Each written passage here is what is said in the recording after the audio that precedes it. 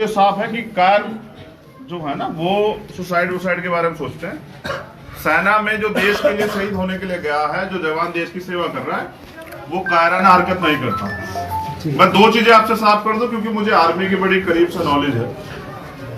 पहली बात तो ये है कि जो ऑन ड्यूटी जिसकी डेथ होती है, जो कैजुअलिटी होती है, वो शहादत ही होती है, उसमें कोई हेरफेर नहीं होती। दूसरी बात, जिस दिन ये हुआ, मेरे एक बहुत जिम्मेदार साथी है वसीम अकरम त्यागी, मुझे उन्होंने, मैं बिहार था, उन्होंने जानकारी दी कि भैया ऐसा हो गया और कोई नहीं गया, कोई अधिकारी नहीं गया, कोई नेता नहीं गया। ये एक तरह का शहादत पे अपमान हो। तो मैंने वसीम से कहा क्या करें, कि उन्होंने कहा आप एक ट्वीट कर दो और फिर जैसे आप बिहार से आ जाएंगे तुरंत आप जाइए।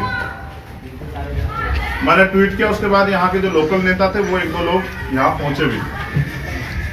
ये बात मैं आपको इसलिए बता रहा हूँ कि जैसा भाई ने कहा कि सेना का कोई मजहब नहीं होता, सच है, सेना कोई मजहब नहीं होता, लेकिन मजहब देख के शहादत करने वाले के साथ भेदभाव भी तो नहीं होता। समझ रहे ना? यही हम चाहते हैं। देखिए, जो लड़ाई आप लोगों ने शुरू की वो सिर्फ आपकी लड़ाई नहीं, वो हम सबकी लड़ाई। एक तो उसे पूरी ईमानदार से लड़ेंगे, और दूसरी बात जो मैंने आपसे कही कि सेना के बारे में मेरी कुछ ज्यादा जानकारी है, तो अगर सेना के मामले में सुसाइड भी होता है तो सुसाइड जो है वो वहां जो आंतरिक रूप से प्रेशर होता है, आंतरिक रूप से जो टॉर्चर होता है, उसके बाद सुसाइड करता है आदमी। तो अगर ऐसा भी कुछ होगा तो इसकी भी जो है पूरी जांच होगी, उसके बगैर जो है लड़ाई को अधूरी नहीं छोड़ेंगे किसी भी कीमत। समझ रहे? जांच होगी तो पता लग जाएगा कोई ऐसी स्थिति बनी हुई है तो वो क्यों हुआ, दोनों चीजें। समझ रहे?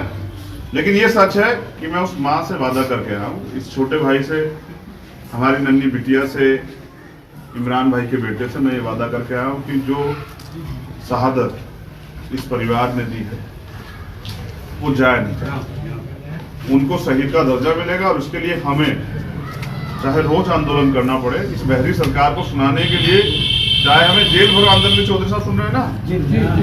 सुन रहे हैं? यहाँ के जिला अध्यक्ष भी हैं मौजूद, कहाँ जगदीश पाल। देखिए, राजनीति तो मैं कहीं किसी के दुख में जाता हूँ ना तो घर छोड़ के आता हूँ, उसको तो मैं साथ लेके नहीं आता हूँ। लेकिन मैंने ये पार्टी और ये संगठन अन्याय के खिलाफ लड़ने के लिए बनाया, और इस परिवार के साथ अन्याय होगा। अगर हमें जेलों में भी रातें काटनी पड़ी ना तो हम जेलों में रातें काटेंगे, लेकिन इमरान भाई को जो शहादत उन्होंने दी है, उस शहीद का दर्जा, उस परिवार का जो सम्मान सरकार के सारे पे छीन लिया गया, वो दिलवा के रहेंगे। ये बात आप गांव के लोग, तमाम लोग जान ले आज इस बात। और एक कह लेना बेटा भाई, एक तो ये दुख का समय है, कोई ताड़ी ना बजावे। एक तो सतपाल भाई कह रहे थे कि मुद्दे छोड़ दे, तो इस परिवार के तो मुद्दे भी हम ना तो हम छोड़ेंगे और ना ही किसी को छेड़ने देंगे। तो हम इस लड़ाई को पूरी ईमानदार लड़ेंगे। बस मैं गांव के लोगों से एक बात चाहता हूँ, जैसा भाई ने कहा, मुझे इस बात की तकलीफ है। अगर इस तरह से शहादत पे धोखा होगा, छल किया जाएगा, तो जो नौजवान और तैयारी कर रहे हैं उनका कितना मनोबल गिरेगा। तो मैं अपने नौजवान साथियों को कहना चाहता हूँ कि आप अपने मनोबल को गिराए नहीं, बिल्कुल भी, किसी भी कीमत पे। ये जो वर्तमान में सरकार बैठी ना, ये सरकार गंदी हो सकती है, इसकी मानसिकता जो है दोहरी हो सकती है, ये नफरत फैलाने वाली सरकार हो सकती है, लेकिन सरकार तो साफ आती जाती रहती है। समझ रहे? कोई किसी के साथ धोखा करता है तो उसको ऐसा लगता है कि मैं बहुत चतुर आदमी, मैंने धोखा कर लिया। धोखा असल में वो खुद खाता है, आज नहीं तो कल। समझ रहे? जैसा धोखा, ये जो शख्स देख रहे हैं ना आप वहां, इस शख्स को और इस परिवार के शख्स को या समाज को अपनी वफादारी की देश के प्रति, अपने प्रदेश के प्रति, अपने गांव के प्रति देने की, सफाई देने की जरूरत नहीं है। यहाँ पहले भी हमारे लोगों ने इस देश की लड़ाई में, चाहे वो 58 की क्रांति हो, चाहे वो रेशमी रुमाल तहरीक हो, चाहे शामली का तोपखाना लूटा गया हो, तमाम तरह की जो, और यहाँ से वहां तक, और ये मुस्लिम जाटों के बता रहा हूं रतपाल भाई, शामली से लेकर दिल्ली तक एक पेड़ और एक मौलवी, हमारे देश की शहादत के लिए। तो देश से कितना प्यार जो है इस देश का मुसलमान करता है, ये बताने की जरूरत किसी को नहीं है। समझ रहे? अगर वो नमाज पढ़ता तो 5 बार इस देश की मिट्टी को जो है ना चूमता है, तो उसकी वफादारी पर शक जो है ये सरकार कर सकती है, हमें किसी को शक नहीं है।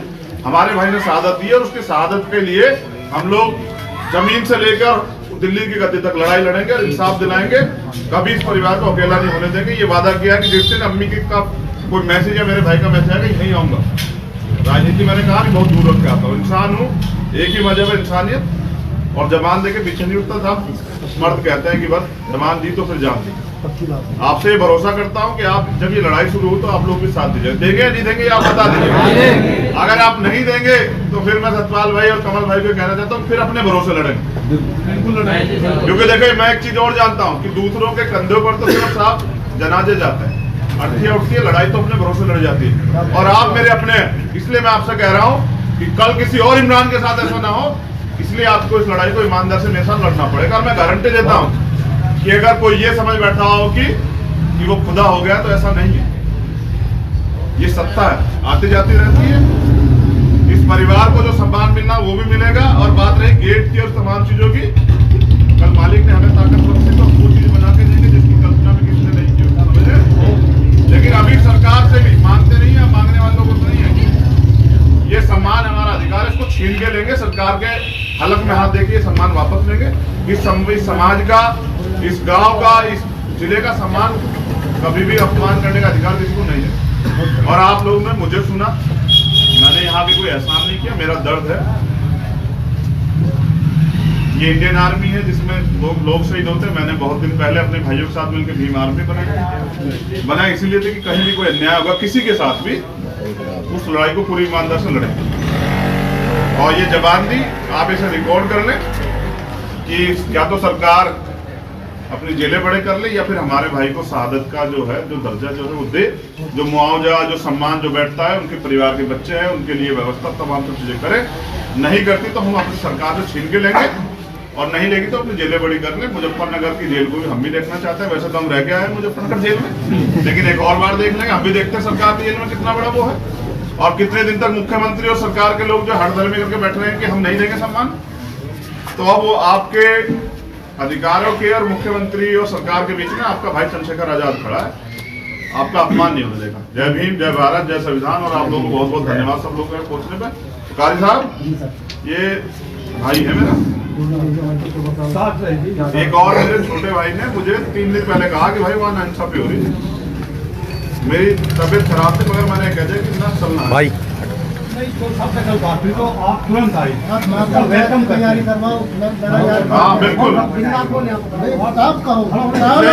ये जो लड़ाई है ना, ये लड़ाई जो है हम सतपाल चौधरी के नेतृत्व में लड़ेंगे। ये हमारे नेताजी के नेतृत्व में लड़ेंगे। और ये वचन देते हैं कि अगर कुर्बानी भी देनी पड़ी तो सतपाल भाई गर्दन कट जाएगी, लेकिन ठीक है। शांत हो जाए, बात सुनो। साथियों, भाई के बारे में आपने YouTube पर भी देखा होगा और अखबारात भी आपने बहुत पढ़े होंगे।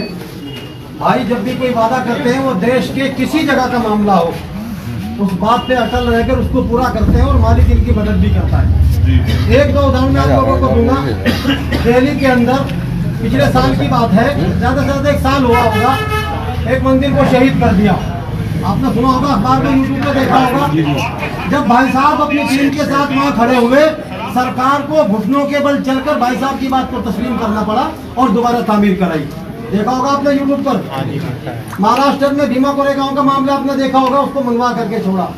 NRC के मामले में आपको याद नहीं होगा शायद, जब पूरा देश की सरकार आप लोगों के नाम को, आपकी शान को और कुचलने का काम कर रही थी।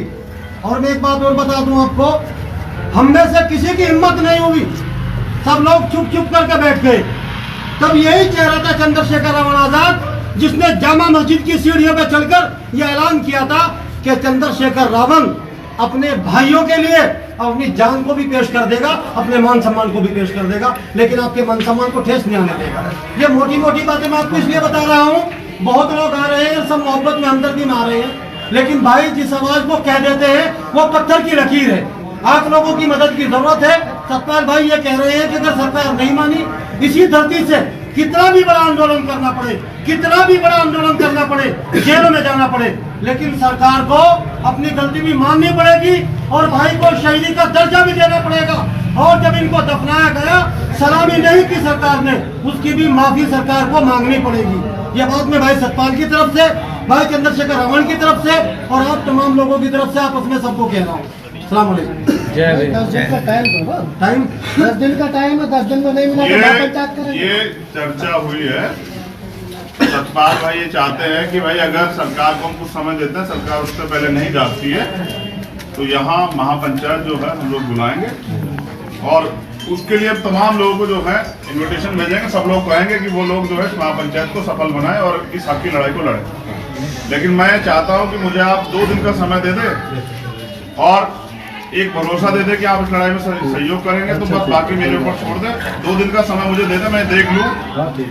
आज हम मीडिया से भी बात करेंगे, सरकार से सवाल भी करेंगे। देखें सरकार चाहती क्या है। सरकार अगर यही चाहती है कि ये लोग आंदोलन करें, सड़कों पे आए, पंचायत करें, तभी सरकार जाएगी, तो उसमें सही। या अगर सरकार ने तय कर लिया कि जेलों में जाए तब हम करेंगे, तो हम सरकार से ये भी कह देंगे कि भाई जेलें बड़ी कर लीजिए। और सरकार अगर ये सोच के बैठ गई है कि भाई जैसा मैंने कहा कि हम ही खुदा है, तो हम जो करेंगे वही होगा, तो हम ये भी बता दें कि मानेंगे नहीं, इस सम्मान को छीन के लेंगे सरकार से। तो सतपाल भाई और यहाँ के जिम्मेदार लोगों से आपको बना लें कोऑर्डिनेशन कमेटी, जो आपस में चर्चा बनी रहे। ठीक है, 2 दिन हम सरकार में पूछे सरकार क्या रूप होता, नहीं होता तो फिर उसके बाद पंचायत का ऐलान करेंगे। और अगर पंचायत से नहीं मानी तो फिर हम इनकी जेलें भी देख लेंगे कितनी बड़ी। कोई दिक्कत नहीं, हमने तो लड़ी हक की लड़ाई। क्यों डर तो नहीं जेल जाने का? नहीं पूछ रहा हूँ जिलाध्यक्ष से, डर तो नहीं है? हाँ तो बस ठीक है, कपड़े कुपड़े पैक करवा लो, जेल ही चलेंगे। हम भी चलेंगे। अगर अन्याय होगा ना तो वो फिर वो गुलाम है जो अन्याय होगा देख रहा है। और ये मेरा परिवार, मैंने जबान दे दी, अब मैं इस पर पीछे नहीं हूँ।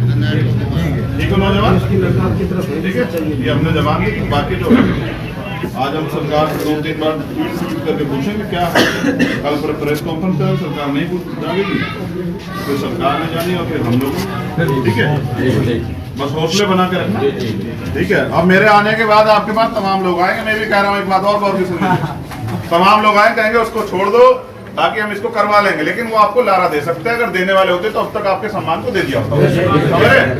लेकिन मुझसे इतना प्यार करते हैं ना वो लोग, मेरे आते आ जाएंगे। अब कहेंगे ना हम है नहीं, क्या जरूरत है उसकी, हम करवा देंगे। तो मैं कहता हूँ उनसे कह देना भाई तुम 8 दिन में तुम करवा दो, समझ रहे हैं कि 10 दिन उसने कहा 8 दिन में आप करवा दो, तो आपकी बात तो कर लेंगे। हमें तो हमारे हक चाहिए, हमें तो अपने इस परिवार का सम्मान चाहिए, अपने इस गाँव का। वो चाहे कोई भी दिलवा दे, अगर नहीं दिलवा सकता तो फिर इस गांव के, इस समाज के, इस परिवार के बेटों में जितनी हिम्मत है, किसी की मदद की जरूरत नहीं, फिर तो ले लेंगे। ठीक है।